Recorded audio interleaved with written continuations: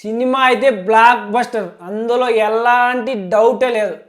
Rowdy rowdy boys మొత్తానికి చాలా ఏళ్ల తర్వాత మీరు పండగ చేసుకునే రోజు తెచ్చేశాడు విజయ్ దేవరకొండ. కింగ్డమ్ మూవీ గురించి అని అర్థమైపోయింది కదా. విజయ్ దేవరకొండ రచ్చ ర్యాంప్ ఆడిచ్చింది అట్లే. అప్పుడెప్పుడో గీతా గోవిందంతో హిట్ ఇచ్చాడు, దాని తర్వాత హిట్లే లేవు. ఇప్పుడు మాత్రం పక్కా బ్లాక్ బస్టర్ తో వచ్చినాడు. ఒక మంచి కథ దొరికితే విజయ్ దేవరకొండ రేంజ్ ఏంటి అనేది ఈ మూవీతో అందరికి అర్థమైపోతుంది.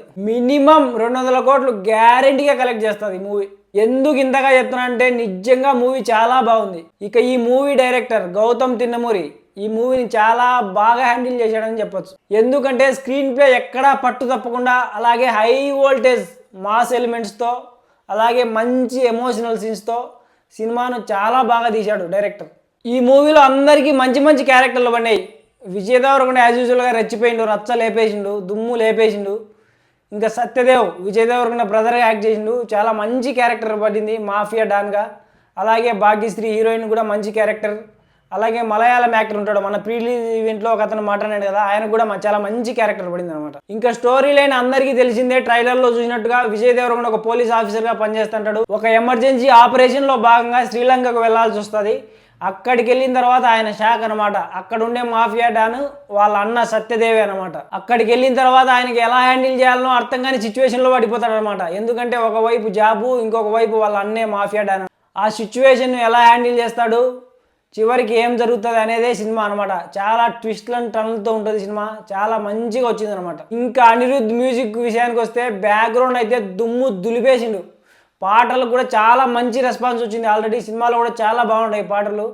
బ్యాక్గ్రౌండ్ అయితే రచ్చ రచ్చ దుమ్ము లేపేసిండు అనమాట అంతే. ఇంకా హీరో ఎలివేషన్ సీన్స్లో అయితే విజయ్ దేవరకొండ కొండనెత్తినట్టు ఎత్తేసినట్లే బ్యాక్గ్రౌండ్ మ్యూజిక్తో.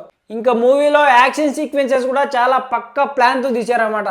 ఫైట్స్ ఏదో పెట్టినామన్నట్టు కాకుండా సిచ్యువేషన్కు పర్ఫెక్ట్గా యాప్ట్ అయ్యేలాగా తీసుకొచ్చారనమాట యాక్షన్ సీక్వెన్సెస్ అన్నీ.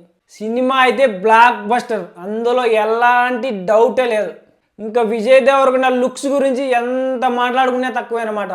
ఈ లుక్స్తోనే ఈ మూవీకి ఇంత హైప్ వచ్చిందనమాట. స్టార్టింగ్లో చాలా బాగా క్యారీ చేశాడు తన లుక్స్ను, బాడీ కూడా పర్ఫెక్ట్గా మెయింటైన్ చేశాడు. ఇంకా విజయ్ దేవరకొండ ఫ్యాన్స్కు ఎన్నో ఏళ్ల ముంచి ఉన్న నిరీక్షణకు తెర దింపేశాడు మొత్తానికి.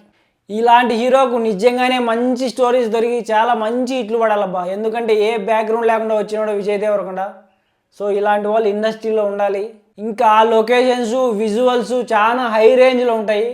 ప్రొడ్యూసర్ నాగవంశి డబ్బులకు వెనకాడకుండా తీసినట్టుంది. చాలా హై క్వాలిటీతో తీసినారనమాట మూవీ. చాలా బాగుంది, నిజంగా వెళ్ళి చూడండి.